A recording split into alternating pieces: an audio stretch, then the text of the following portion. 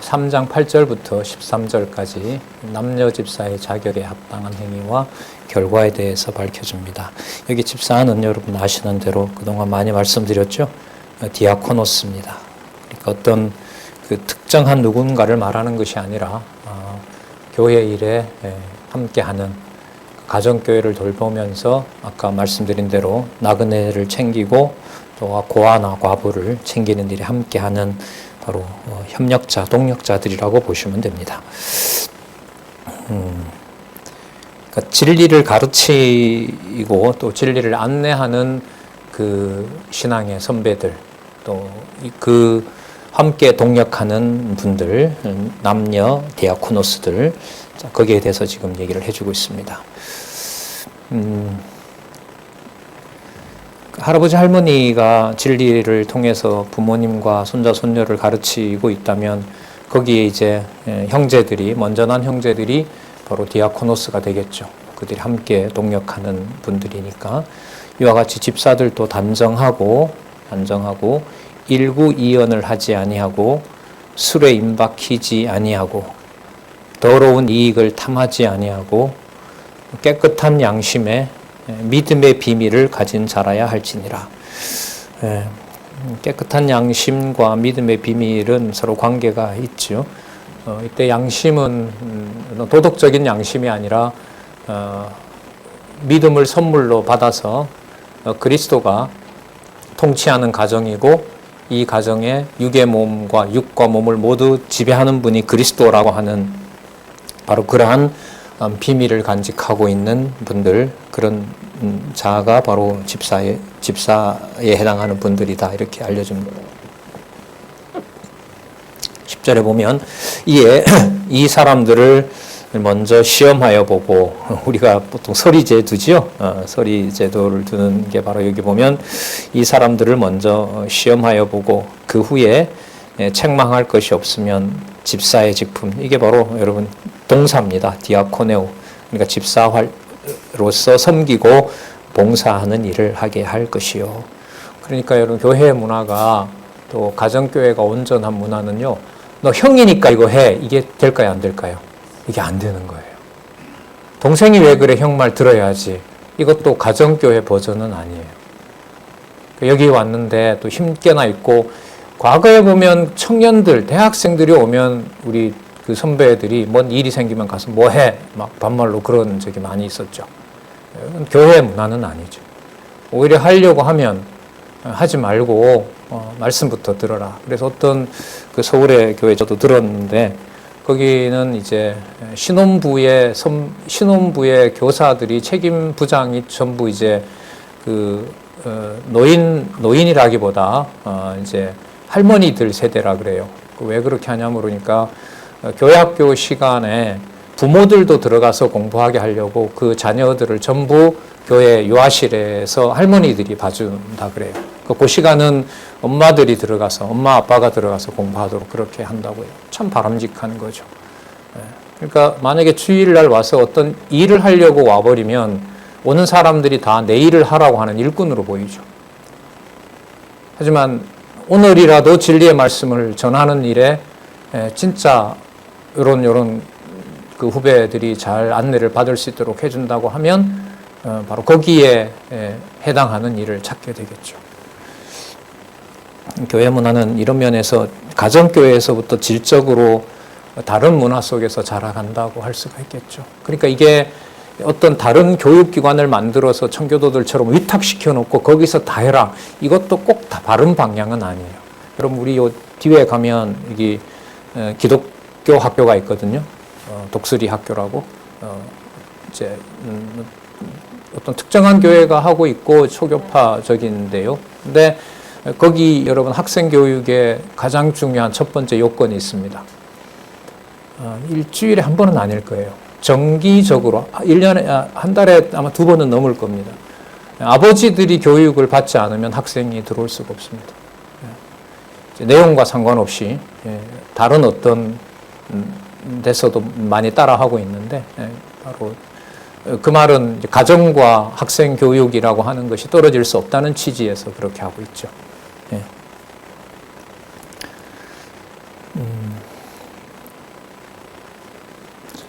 보겠습니다.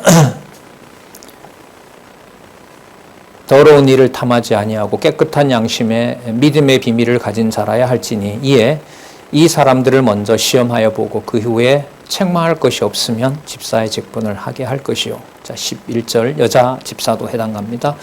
여자들도 이와 같이 단정하고 존경할 만하다는 거죠. 참소하지 말며 그 다음에 절제하며. 참소라는 말은 이제 이 교회에서도 일어난 거죠. 다 돌아다니면서 뒤에 나옵니다. 돌아다니면서 남을 비방하는 거죠. 맨날 열심히 공부하는데 만족이 없고 그 가르치는 자에 대해서도 불만이 따르고 돌아다니면서 일만 만들고, 이건 데살로니가 후서에도 나왔죠. 일만 만들면서 교회 연보를 축내는 자들, 그 상황에서 이제 교회를 지키는 일, 지목하지만 원수같이 대하지 않는 바로 그런 분들이 바로 지도자라고 할 수가 있겠죠. 이건 가정에서부터 시작이 되는 겁니다. 단정하고 참소하지 말며 절제하며 모든 일에 충성되. 여러분, 충성된 자라는 말은요, 믿을 만한 분인 거예요. 그럼 아까 어떤 말하고 그 연관이 되냐면, 먼저 시험을 하여 보고 그 후에 뭐가 없으면, 책망할 것이 없으면 집사 직분을 하도록 하는 거잖아요. 그렇게 하는 분이 바로 충성된 자, 믿을 만한 분이 되는 겁니다. 그러니까 이 일은 여러분, 일을 중심으로 놓고 보면 이 일은 여러분 이루어지기가 쉬울까요? 어려울까요? 어렵죠. 교회에 어떤 기구를 만들어야 돼요. 또 어떤 돈이 필요하고, 예를 들면 어떤 설치해야 될, 또 시설을 완비해야 될 돈이 필요해요.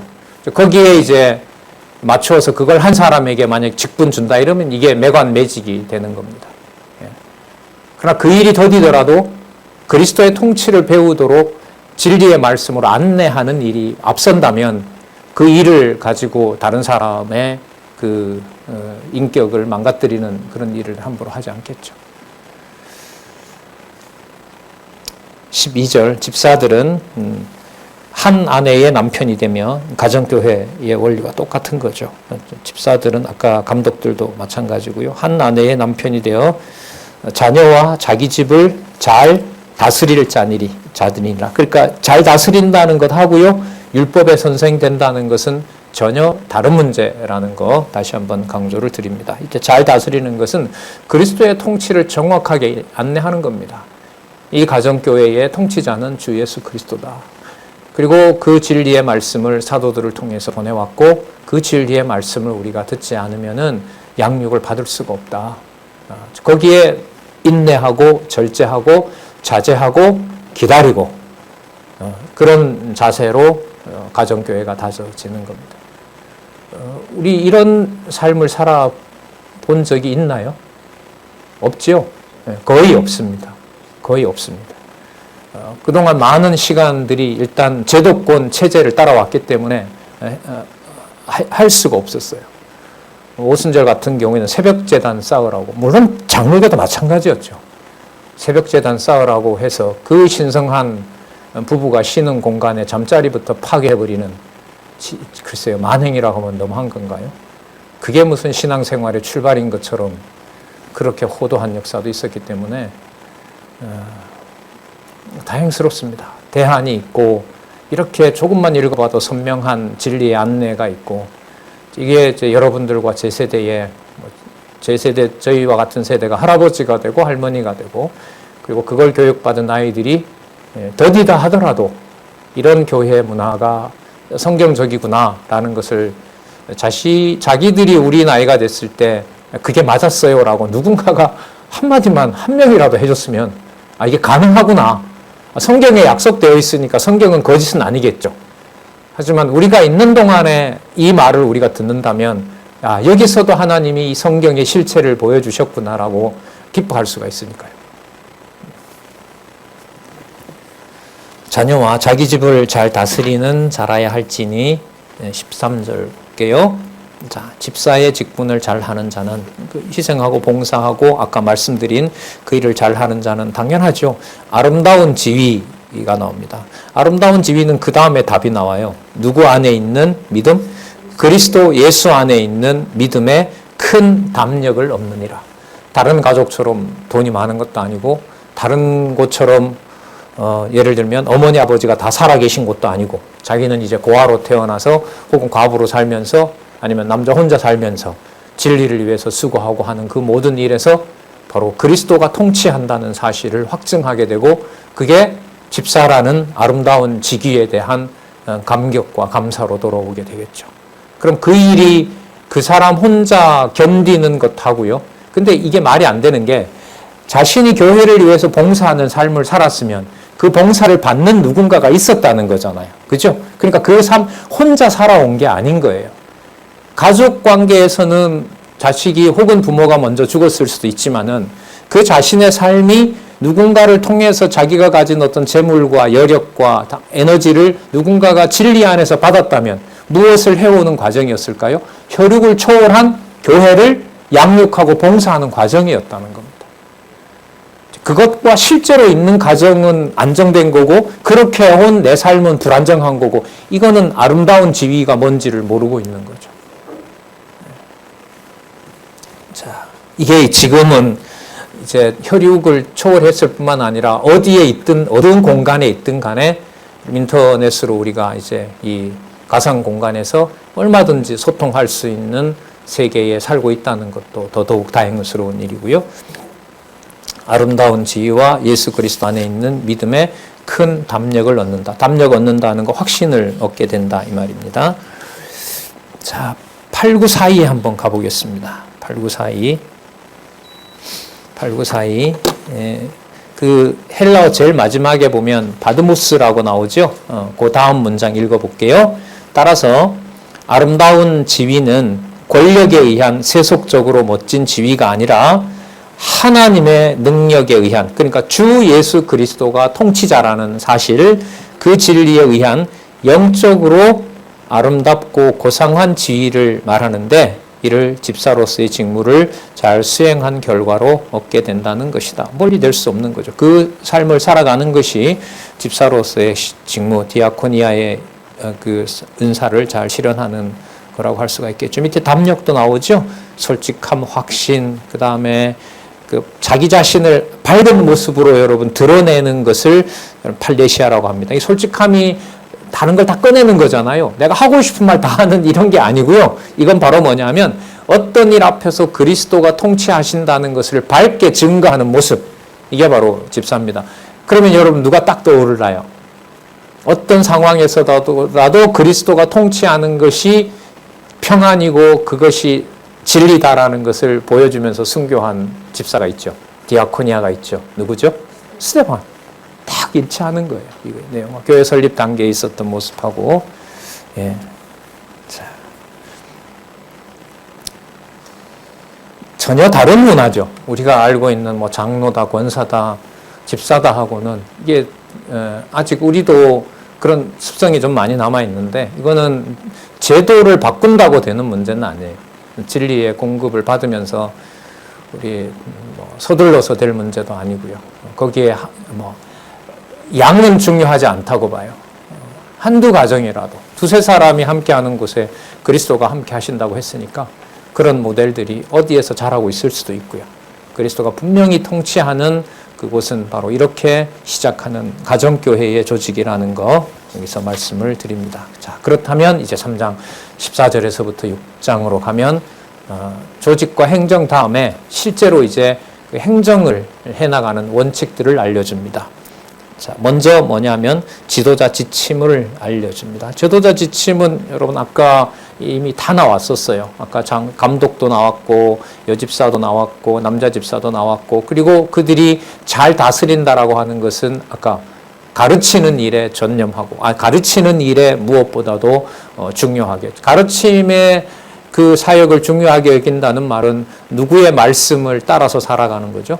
하나님의 말씀을 따라서 사는 것이고 바울이 보낸 편지를 따라서 살아가는 겁니다. 거기에 게으름을 피우면서 진리의 말씀으로 양육하는 교회다라는 말은 있을 수가 없는 겁니다. 3장 14절에서부터 16절 하나님의 집에 관한 기본 요소와 그 비밀에 관해서 알려줍니다. 그러면 집을 누구의 집이라고 하는 것이 바로 감독자와 그 다음에 디아코니아의 그 본질일까요?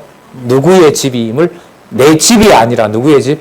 하나님의 집. 그게 그러니까 그리스도가 통치하는 집이 되니까 동시에 거기가 교회. 그러니까 교회로서 가정. 이걸 아는 분이 가장 중요한 지도자 지침이죠. 그걸 지금 알려주거든요. 볼까요? 14절. 내가 속히 내게 가기를 바라나. 그래서 보통 이제 두 번 투옥되는데 이제 1차로 풀려나서 무엇보다도 에베소에 가고 싶어 하는 마음을 여기서 보였다고 할 수가 있겠죠. 내가 속히 내게 가기를 바라나. 이것을 쓰는 것은 15절. 만일 내가 지체하면 너로, 자, 여기 나오죠. 누구의 집? 예, 이거 너무 중요합니다. 지금까지 1장 1절에서부터 3장 13절까지의 모든 이야기가 디모데 어느 가정 누구네 집이 아니었던 거예요. 누구의 집? 하나님의 집. 그럼 누구의 자녀가 살아가고 있는 거죠? 하나님의 자녀가 있는 거죠. 에베소서로 보면 언제 하나님 자녀로 확정했어요? 창세 전에. 그래서 제가 그런 말씀도 드렸잖아요. 가정교회를 대할 때 창세 전 개념 하나만 생각해도 함부로 말하고 명령하고 그런 정신이 빠져버리는 그런 헛거는 하지 않을 것이다. 이런 생각을 많이 하게 됩니다. 만일 내가 지체하면 너로 하나님의 집에서 어떻게 행하여야 할 것을 알게 하려 함이니, 자, 정의가 나옵니다. 이 집은 살아계신 하나님의 교회요. 할아버지 할머니들이야 다 돌아가셨지만 하나님은 불변하십니다. 하나님은 살아계셔서 바로 그 집이 하나님이 살아계신 증거, 그리스도의 통치를 받는 바로 하나님의 교회, 하나님의 교회로 하나님께서 보여주고 계신 거죠. 내용은 무엇으로? 진리로. 그래서 진리의 기둥과 터가 바로 되시는 분이 하나님이십니다. 바로 그것이 하나님의 교회고요. 자, 16절. 위대하다, 크도다, 위대하도다, 경건의 비밀이여 그렇지 않다 하는 이 없도다. 경건은 경외라고 했죠. 하나님을 경외한다는 것이 경건입니다. 그러니까 앞부분에 나와 있는 가정을 하나님의 집으로, 그리고 하나님이 통치하시는 또 그리스도가 머리 되시는 살아계신 하나님의 교회로 받아들이는 것. 이게 뭐냐면 경건의 비밀입니다. 그러니까 경건의 비밀은 가정에서 강론을 할 수가 있고 또 그렇게 모여서 진리의 말씀을 함께 듣는 그 일이 아버지가 하나님이 되시고 하나님만 경외한다는 비밀이 그곳에서 드러나고 있는 거죠. 에베소서 공부할 때 우리 비밀의 경륜이라는 말 많이 들으셨죠.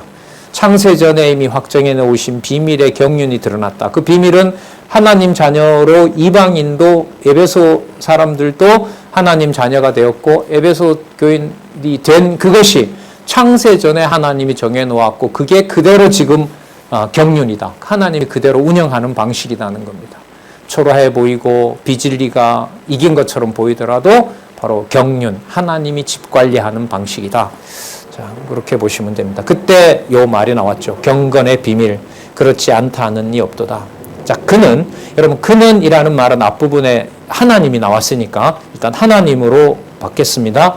그는, 하나님은 뭐로 나타났다? 육신으로 나타낸 바 되시고. 여러분, 누구 이름으로 그러면 딱 바뀌어요? 하나님이 예수 그리스도. 그러면 여러분, 지금 이 3장 14절에서부터 16절에서부터 지금부터 나오는 앞으로 내용은요, 하나님 아버지와 주 예수 그리스도가, 자, 잘 들어보세요. 교회라는 말이 나왔을 때는 분리가 된다, 안 된다? 안 된다는 거예요. 그래서 주어가 하나님 우리 아버지와 우리 주 예수 그리스도 혹은 예수 그리스도 우리 주라는 말이 그 다음에 계속 나오는 겁니다. 그리고 진리의 기둥 이러면은 진리를 기록하게 한 누구? 성령. 이른바 영존하시는 하나님의 집과 하나님의 살아계신 증거가 뭐냐 하면 교회입니다. 내 기준에 맞느냐 안 맞느냐, 내가 인간적으로 서열상 어른이냐 아니냐 이것은 여기서 아무런 그 의미가 없는 거예요. 진리의 말씀을 누가 누구를 통해서 안내하느냐, 안내를 받고 있느냐, 분명히 나와 있던 대로 하나님의 집이고 살아계신 하나님의 교회고, 그리고 비밀을 간직한 모든 하나님의 자녀들이 바로 그곳에 존재하고 있다는 거죠.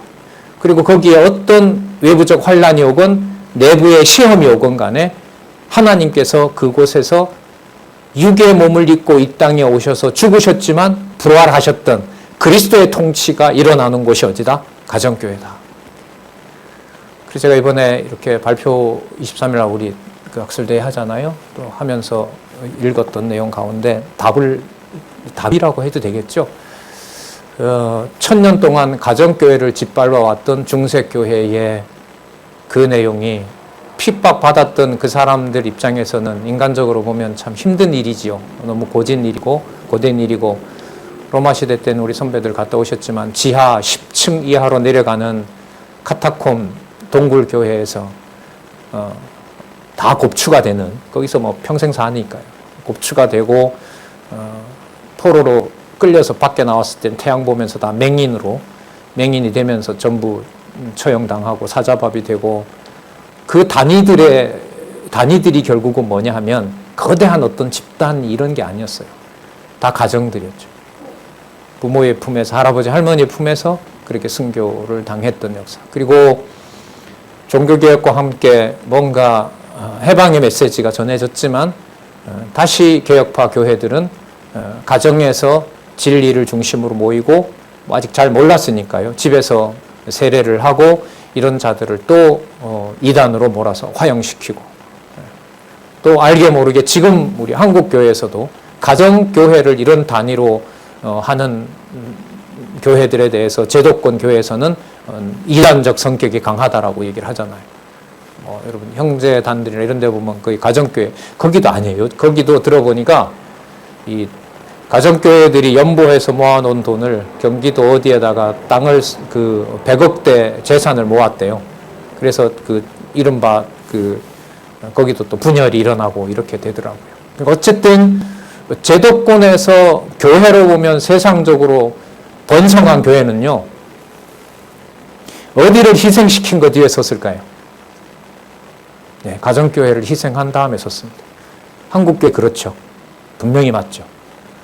그래서 겁나는 데입니다. 어디에도 비교할 수 없다는 말씀을 들은 여러분들과 제가 만약에 이거를 똑같이 걸어간다면, 만약에 막판이 그렇게 끝나고 오늘 이렇게 말씀드린 이 구절을 제가 본다면은 거의 뭐 사기꾼 되는 거잖아요. 뭐 인간적인 얘기지만은 하나님이 버려두면 어쩔 수가 없겠지만은, 처절하게 버리면 어쩔 수가 없겠지만, 그 일을 반복하는 일을 또 벌여 나간다. 역사적인 내용까지 읽고 이렇게 고민하고 이렇게 했는데, 좀 아찔하더라고요. 자, 그는 육신으로 나타난 바 되시고, 자, 그리스도의 육의 몸을 입고 이 땅에 오신 분이라면 영으로 의롭다 하심을 입으시고, 이것은 여러분 요한복음 생각해 볼까요? 육의 몸을 입은 그리스도의 본성은 뭐다? 신성이다. 보이지 않는 하나님의 신성. 자, 입으시고, 그 다음 볼까요? 천사들에게 보이시며. 자, 천사들에게 보이셨다는 말은 어디 권세까지 다 주관하는 분이죠? 하늘에 있는.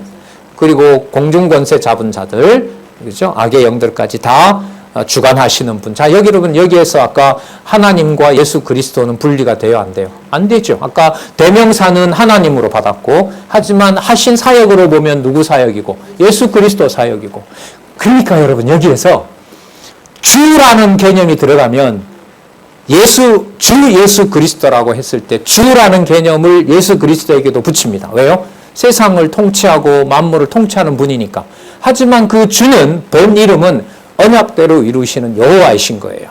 그래서 주 예수 그리스도라고 했을 때 이 주 개념은 하나님과 주 예수 그리스도를 연결하는 개념이 주가 돼요. 연결한다는 말은 그 속에 예수 그리스도도 드러나야 되는 거고, 하나님의 호칭인 여호와도 드러난다는 거예요. 그래서 이 주 개념을 유의해서 이제 여호와로 번역을 이제 2017년에 돌아가셨나요?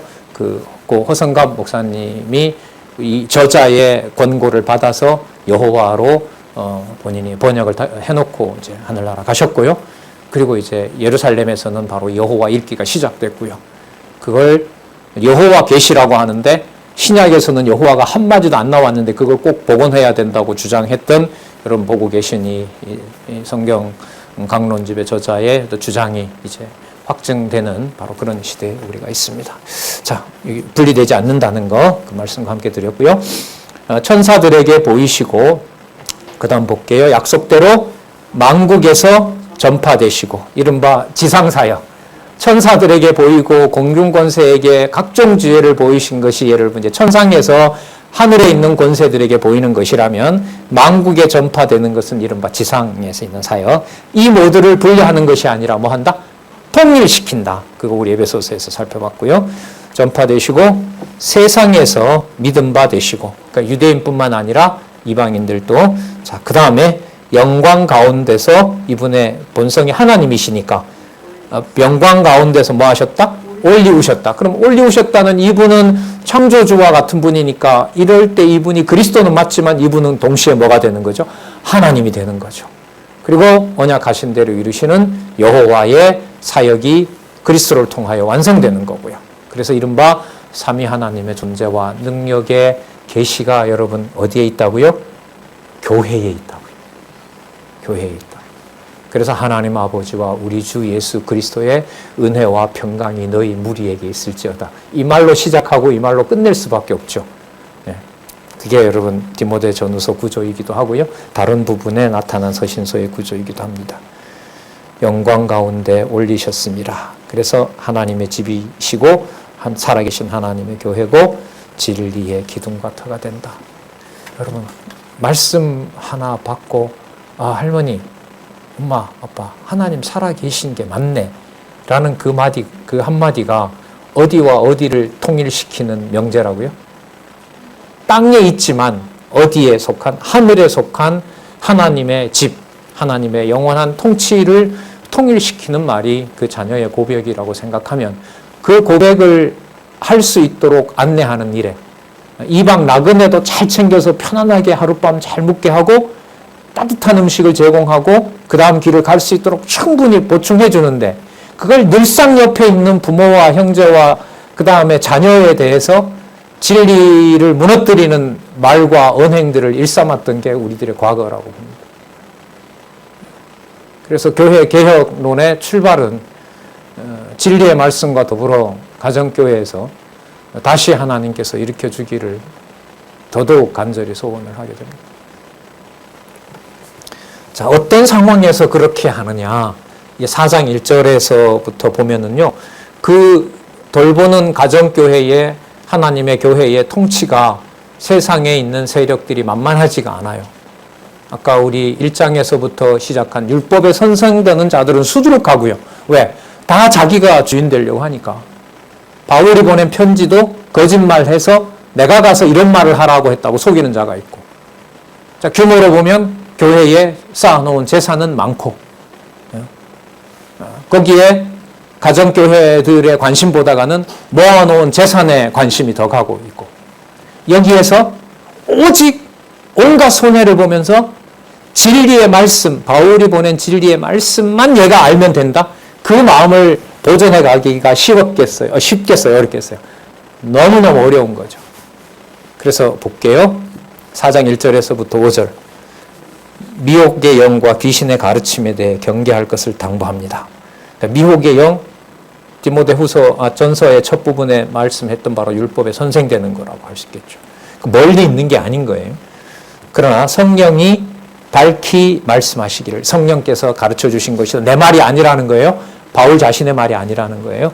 후일에 어떤 사람들이 믿음에서 떠나, 그럼 믿음에서 떠난다는 말은 출신이 어디 출신이라는 거예요. 이 사람들도 믿음을 갖게 된 건 가정교회 출신이라는 거예요. 뭐 교회 출신이가 아니라 이 사람도 누구한테 받았을 거 아니에요. 그러면 그게 육의 몸을 가지고 전해 들은 거죠. 바울을 통해서 받든 누구를 받든. 자, 그런 가정교회 출신인 이 사람이 믿음에서 떠나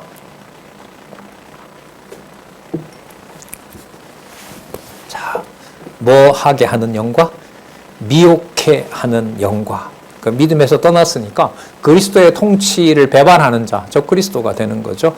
미혹하게 하는 영과 누구의 가르침? 율법에 선생되는 걸 간단하게 정리하죠. 누구의 가르침 따르는 거? 귀신 들린 거죠. 뭘 모르면? 가정을 교회로 모르면 귀신 들렸다. 이 톤으로 보면 바울의, 인간적으로 보면 바울의 이 말하는 강도가 여러분 강해요, 약해요? 엄청 강한 거죠. 저자를 귀신 들렸다 이거 아니에요. 하나님의 교회를 자기 마음대로 농락하려고 하는 자들, 자기 멋대로 부리려고 하는 자들. 귀신의 가르침을 쫓으리라 하셨으니 그 다음에 나옵니다. 자기 양심이 화인 맞아서, 양심이 벼락 맞은 거죠. 하나님의 심판을 받은 거죠. 자, 어떤 모습이냐면 이 사람들이 무슨 막 거대한 세력이 그게 아니에요. 이 자들이 어떤 자들인가 보세요. 외식함으로 뭐 하는 자? 거짓말하는 자들이요. 외식이라는 말은 뭐처럼 보인다는 거죠? 가정교회 지도자처럼 보인다는 거예요. 가정교회 감독자처럼 보이고요. 가정교회 디아코노스 집사님처럼 보이는 거예요. 그런데 본질은 뭐냐면 귀신의 가르침을 따라가는 자들인 거예요. 자기의 이익을 취하기 위해서. 뒤에 보면 나오죠. 경건을 이익의 재료로 삼는 자들이라고 나오는 거예요. 자기 양심이 화인 맞아서 외식함으로 거짓말하는 자들이라. 자, 그러면 어떤 식으로 사람들을 속이냐 하면 연결이 되는 거예요. 그 다음에 보세요. 혼인을 금하고, 그리스도가 곧 온다고 했고 혼인은 육의 욕정으로만 생각을 하고 그것을 금하는 이른바 뒤에 이제 설명이 나옵니다. 금욕주의자들입니다. 고대부터 유명했습니다. 금욕주의자들 앞에서는 이 모든 생활들이 전부 다 부끄러워지게 됩니다. 뭐 초대교회 보면 거세한 자들도 있고요. 그 어떤 욕심의 발단이 거기라고 하고, 그리고 헐벗고 자기에 있는 모든 것을 다 내려놓고. 근데 여러분 시작이 아까 미혹해 하는 영과 무엇의 가르침을 따른다고요? 귀신의 가르침을 따릅니다. 그래서 이 진리의 말씀을 받아들이기가 어려운 사람들을 제 경험으로 봐도 그렇고요. 곳곳에서 들어도 그렇고 너무 사람들에게 존경을 많이 받고 착하다고 하고 자기 신앙의 어떤 지조를 지키며 모든 사람이 신앙생활은 저렇게 해야 된다고 하는 그런 사람들, 도덕적인 그야말로 금욕주의자들이 진리의 말씀을 받아들이기가 어려운 경우를 종종 봤습니다. 왜냐하면 이제까지 했던 그런 모든 의가 성경의 가르침대로라면 누구의 가르침을 따라간 거다? 귀신의 가르침을 따라간 거잖아요. 그러니까 누가 신이 되려고 하는 거예요? 자기가 신이 되려고 하고 자기가 사단에 사로잡혀 있다는 것이었죠. 모든 사람들의 박수를 받는 그렇게 귀하게 살아간 경우가. 그러니까 여러분 여기에서 바울이 보내는 이 편지를 받은 디모데가 봤을 때는 진리 기준의 분별은 척도예요. 분명히 이 사람은 바울이 보낸 편지만 보는 자가 아니에요. 그리고 디모데와 더불어 함께 교회의 일에 함께 하는 자가 아니에요. 그러나 누가 봤을 때는 누구보다가 여기 보면 외식함으로 거짓말을 하는 거니까 누가 봤을 때 겉으로는 어디에 함께 디아코노스가 된 자들이에요? 교회에. 이걸 여러분 어린 디모데가 구분을 해야 되니 진짜 속에 병이 안 나겠습니까? 위장이 탈났다 그러죠.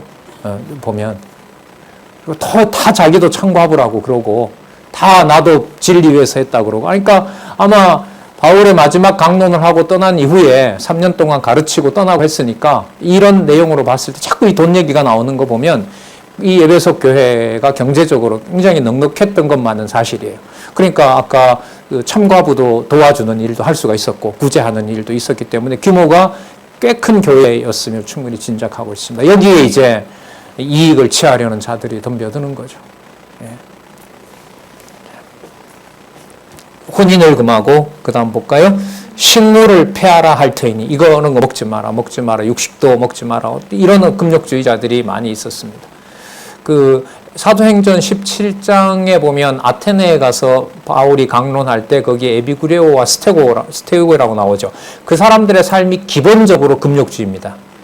쾌락주의자들은 뭐 몸으로 쾌락을 누리는 게 아니라 정신적인 쾌락을 누리는 자들이고요. 남에게 부담스러운 명령을 내리지 않는 자들이 바로 에피큐리안들, 이른바 쾌락주의자들입니다. 그러니까 그 사람들도 남에게 그 어떤 해를 끼치지 않기 위해서 자기네들이 공동체 생활을 하는 가든이라는 게 있어요. 그 가든에 들어가게 되면 왕족이든 뭐 종이든 필요 없어요. 똑같이 그 규율을 따라야 되고 상대방에게 강요하면 안 되고 고기 먹지 않고 어떤 단체들은 콩도 먹지 않습니다. 그 단백질이라고 하는 것이 그 어떤 에너지의 근원이 된다고 여기서 먹지 않으면서 자기네들의 규율에 따라서 다른 사람에 대해서 간섭하지 않으니까 자유로움이 있는 거죠. 그걸 추구했던 그룹이 바로 쾌락주의자들이고요. 이 스토아 철학자들의 금욕은 대단합니다.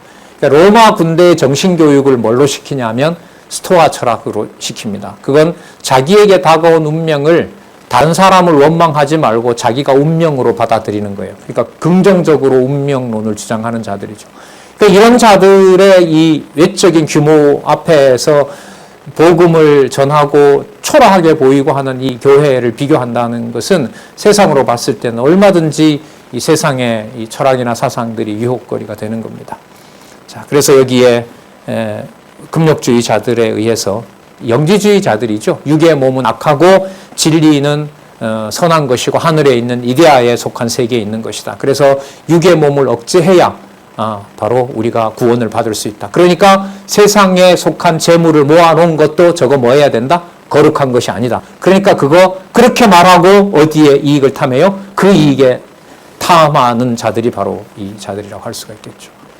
그러니까 이익을 탐하는 자도 있고 그러한 성도들이 모아놓은 연보를 귀하게 쓰는 것을 별 의미 없게 여기는 자들도 있고 그런 자들이 교회에 들어와 있는 겁니다. 혼인을 금하고 식물을 피하라 할 터이니 식물은 그 다음 보세요. 주어가 나옵니다. 누가 지은 거라고요? 하나님이 지으신 바니 자, 믿는 자들과 믿음으로 거듭난 자들과 그들이 진리를 아는 자들이 진리를 안다는 말은 진리를 전해주는 자가 있고 진리를 받는 자가 있고 진리를 전하다가 도망쳐온 자들이 있고 그죠? 그 모든 진리와 연관된 자들에게 먹을 것을 공급해 줘야 되잖아요.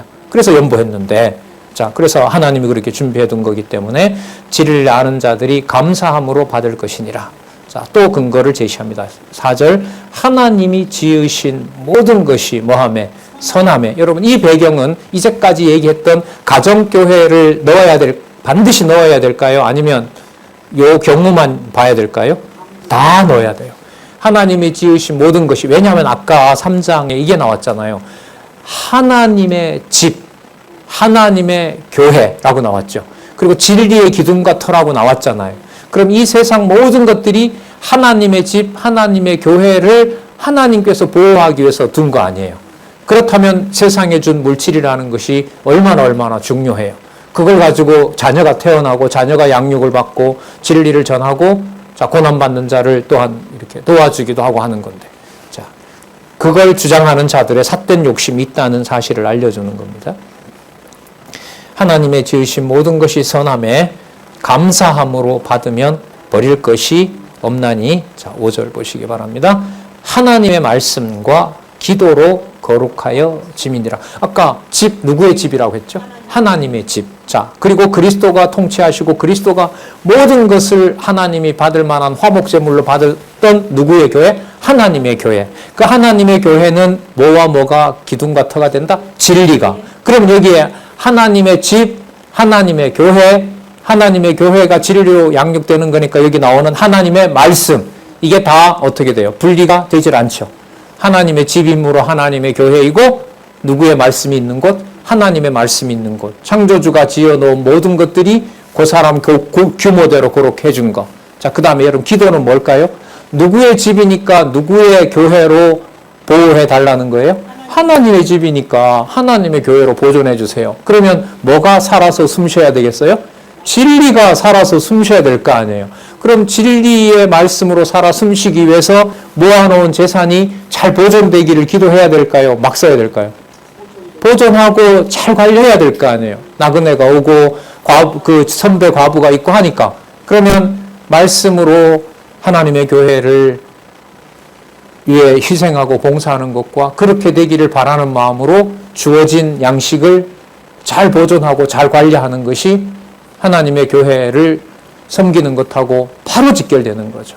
그러니까 하나님의 말씀을 받은 자라면 바로 그 말씀이 잘 전파되기 위해서 항상 그런 마음으로 기도하는 자들인 거죠. 그걸 누가 그렇게 하셨느냐? 그리스도가 그렇게 하신 거죠. 여러분, 그리스도가 자기 몸을 함부로 사용한 적이 있었을까요? 없었을까요? 자기가 자신의 욕심대로 그리스도가 자기 몸을 아버지의 뜻에 반해서 썼다면 그리스도가 될 수가 없어요. 그러나 그리스도는 분명히 육의 몸을 가지고 이 땅에 오셨죠. 그리고 죽기까지 복종하셨죠. 그리고 요한복음에 보면 항상 무엇을 해야 될지 아버지가 뭐 한다 그랬어요? 명령한다 그랬죠. 그 속에 아들에게 명령한다는 거죠. 너가 무슨 권세로 그렇게 그 표적을 일으키느냐 그랬더니 이제 유대인들이 물었잖아요. 그게 그리스도가 뭐냐면 아버지께서 항상 그때 명령으로 나를 권하신다. 이 권세는 아버지로부터 왔다라고 얘기하시잖아요.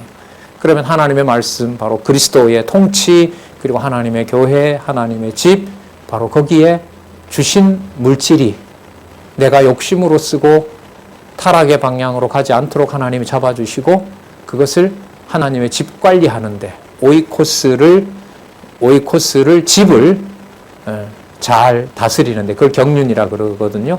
오이코스인 집처럼 잘 가꾸는 것, 그걸 오이코도메라 그래요. 그건 동사거든요.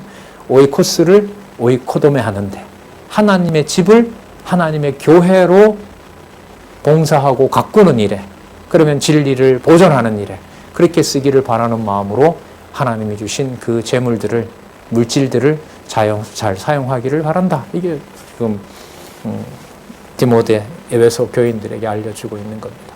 자, 4장 6절에서부터 11절 선한 일꾼으로 경건에 이르는 연습 및 가르침을 당부합니다. 당연하죠. 아까 하나님의 교회, 하나님의 집이니까 경건은 하나님을 경외하는 거잖아요. 하나님 경외하는 것과 물질을 가지고 진리의 동역자들을 챙기는 일은 분리될 수가 없는 겁니다. 그러니까 하나님의 교회와 하나님의 집을 사랑하는 것의 구체적인 증거가 육의 몸을 가지고 육의 몸을 건사하도록 하나님이 지금 나에게 준 재물을 진리의 말씀으로 쓰게 되는 것. 이게 바로 하나님을 경외하고 하나님을 사랑하고 내 이웃을 내 몸과 같이 사랑하는 그 말씀이 이루어진 예가, 실체적인 예가 어디에서? 가정교회에서부터 이루어진다는 겁니다. 인간적인 얘기입니다만 이런 면에서 과제와 숙제가 많습니다. 이런 모델의 어떤 삶들을 우리가 많이 살아보지 않았기 때문에 이 말씀으로 우리가 우리 세대에서부터라도 다음 세대로 좀 이 예들이 좀 많았으면 좋겠습니다.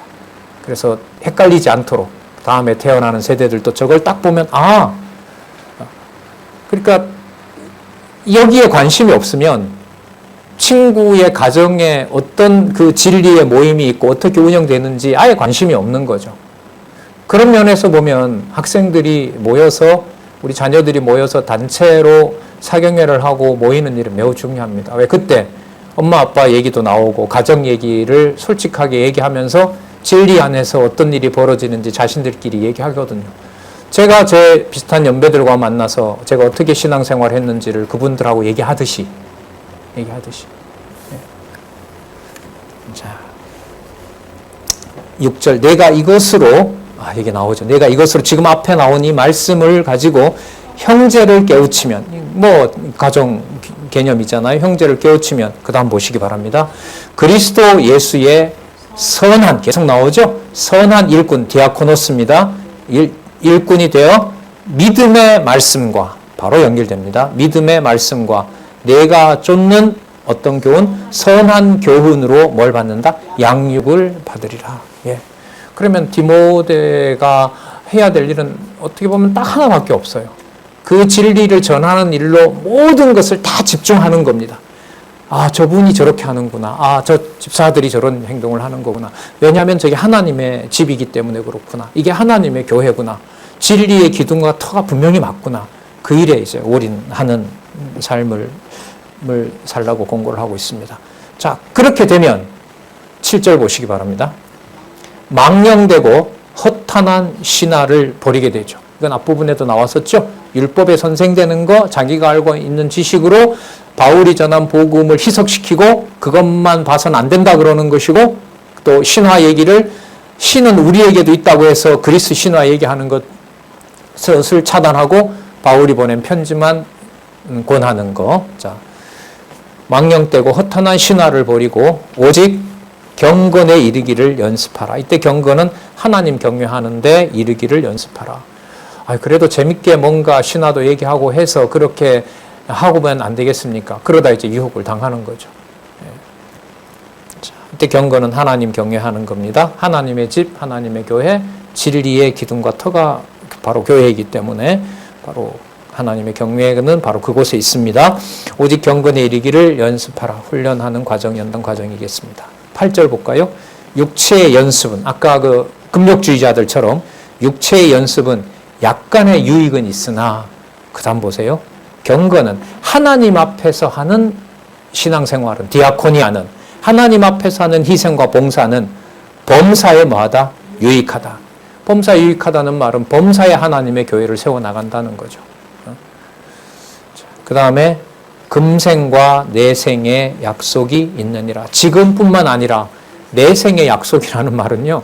진리의 말씀으로 우리가 진리로 교제하는 이 일이 바울이 보낸 편지만 가지고 공부하고 그걸 전해하고 그렇게 온 자들을 보호해주고 하는 그 일이 장차 그리스도가 재림하실 것에 대한 소망을 확증한다는 거예요. 거기에 뭐가 붙으면 더 이제 절정이 이르느냐? 그런 복음을 전하면서 바울이 지금 어디에 있어요? 감옥에 있죠. 바울처럼 뭐가 붙으면, 고난이 붙으면 그 고난은 누구의 고난에 참여하는 거죠? 그리스도의 십자가 고난에 참여하는 거죠. 그러면 그게 장차 고난을 받고 죽으시고 부활 승천하신 그리스도가 영광의 주, 심판의 주로, 승리의 주로 이 땅에 오실 것에 대한 뭐가 되냐면 약속이 되는 거죠. 현재 받는 뭐가? 고난이. 그래서 복음과 함께 고난을 받으라는 말을 다르게 말하면 주 예수 그리스도의 재림이 분명한 사실임을 네가 알라. 이 말하고 똑같은 말이라고 보시면 돼요. 자, 금생과 내생의 약속이 있느니라. 현재 당하는 고난이 견디다 보면 낙이 오겠지. 와 그리스도의 재림을 확신하게 하는 그 신앙의 차이는 어마어마한데요. 하나님께서 믿음을 주셔야 돼요. 인간의 본성은 현재 견디면 낙이 온다는 건 안 가르쳐줘도 다 원해요. 현재 지금 고생하니까 나중에 보상을 받겠다는 것을 피하는 인간이 어디 있습니까? 저는 이제 그 문제와 현재 받는 고난이 그리스도가 오신다는 소망, 그러니까 미래에 하나님이 약속한 소망과 무슨 차이가 있지라는 것도 큰 고민이었어요. 제가 제 모습을 이래 봐도 고생하는 면에 대해서 누군가가 보상해줘야 된다는 것은 뭘로 보상을 받아야 된다는 건 안 가르쳐줘도 절로 생기더라고요. 이 마음하고 진리의 일을 가르치다가 손해를 본 것에서 그리스도가 모든 걸 갚아준다는 것하고 뭔 상관이 있지? 나중에 질문 던진 것은 막연한 거예요. 그러니까 내용이 없는 거죠. 그러니까 기다리면 낙이 온다는 것은 알겠는데, 온몸으로 느끼겠는데, 그리스도가 모든 통치자로 나에게 세상과 비교할 수 없는 것을 주시는 분이다. 이건 공명한 거예요. 말은 했는데.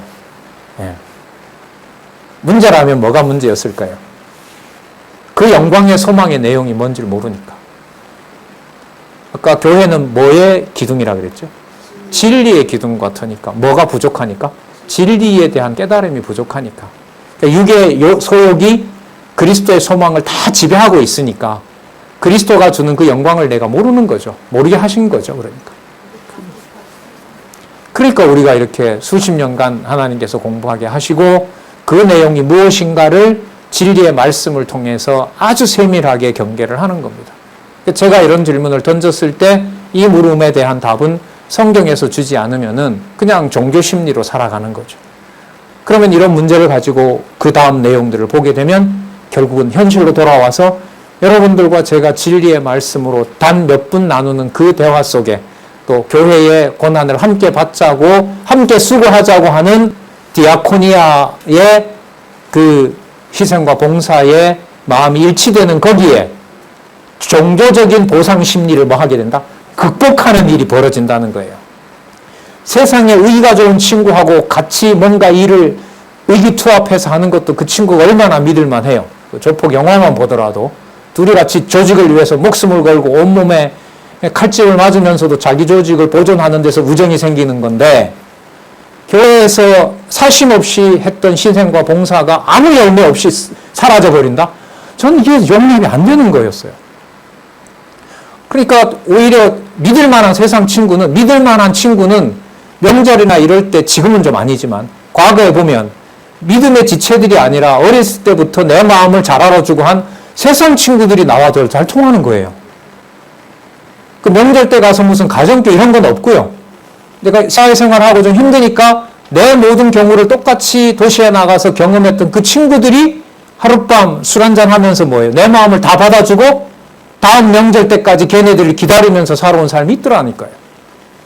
그럼 교회 생활의 지체나 이런 게 뭔지 이게 너무 괴로운 거예요. 이제 답이 나오네. 호크마에서 오늘같이 쓰레기 같이 권사님이랑 시설장님이랑 치우는 것 속에 누구의 통치와 지배가 성취되는 거라고요? 그리스도의 지배와 통치가 실현되는 거라고요. 그래서 제가 그런 비유 들은 적 있잖아요. 아침에 가서 상사한테 잘 보이는 건 아니죠. 회사 분위기, 사무실 분위기 좋게 만들려고 아침에 가서 그 비싼 무슨 커피죠? 스벅 8,000원짜리 쫙 돌려서 막 박수 받고 기분 좋게 하루 시작하는 것하고 아침에 노장로님한테 커피 믹스 하나 타주는 것하고 오늘 교회 같이 봉사하면서 오시는 동료에게 커피 한 잔 주는 거하고 어떤 게 값을 매기면 더 비싼 걸까요? 후자예요? 그러면 들은 거예요. 이거예요. 금생과 내생에 약속이 있는 말씀 배우는 거라고요. 우리 그거 살아있잖아요. 적어도 주일. 네. 아니면 다른 여러 가지 일에서. 9절 미쁘다 이 말이에요. 아멘 이 말 아니에요. 아멘. 그래서 요즘은 자유롭습니다. 좀 자유로워졌어요. 그리고 그들을 만나도 가능한 진리를 복음을 좀 소개하려고 하는 마음이 좀 이게 싹이 트고요. 여러분들도 그러리라고 봅니다. 미쁘다 이 말이요. 모든 사람들이 받을 만하도다. 이를 위하여 그 다음 나오네요. 답이. 우리가 수고하고 진을 다 빼는 것은 진력은 투쟁입니다. 아까 그 금욕주의자들과 싸우는 거 있죠? 진리의 말씀 지키는 거. 투쟁하는 것은 우리의 소망을 누구에게? 살아계신 하나님께 둠이라. 살아계신 하나님께 둔다는 말은 누구의 집에다 두는 거예요? 살아계신 하나님의 교회에 두는 거잖아요. 누가 있는 곳에? 지체가 있는 곳에. 동역자가 있는 곳에. 그래서 여러분 지금 같이 공부하는 그룹이 있고 영상을 통해서 같이 모이는 모임이 있으신 거 제가 봤을 땐 쉬운 모임도 아니고 가벼운 모임이 절대로 아닙니다. 거기에서 천국을 향한 소망의 실체가 그 공부 모임에서 드러나고 있다는 사실을 이 말씀을 통해서 강조할 수가 있습니다. 그리고 거기에서 회의를 하고 교회 봉사하고자 마음을 같이 모으고 하는 일들, 살아계신 하나님께 두민이 곧 모든 사람, 특히 믿는 사람들의 구주시라. 자, 내가라는 말은 바로 이 믿는 사람들 구주를 소개하는 일이 일꾼인 디모데를 말하는 거겠죠. 내가 이것들을 명하고 뭐하라? 가르치라. 바로 진리의 말씀을 가르치는 것. 진리의 말씀 가르치는 것은 율법에 선생되어서 내 말을 들으라고 하는 것이 아니라 살아계신 하나님의 교회와 집임을 소개하는 일에 열심을 내는 것하고 관계가 되는 겁니다. 논리적으로 구체적인 삶과 연관되어서 딱딱 이렇게 정리가 잘 되어 있습니다.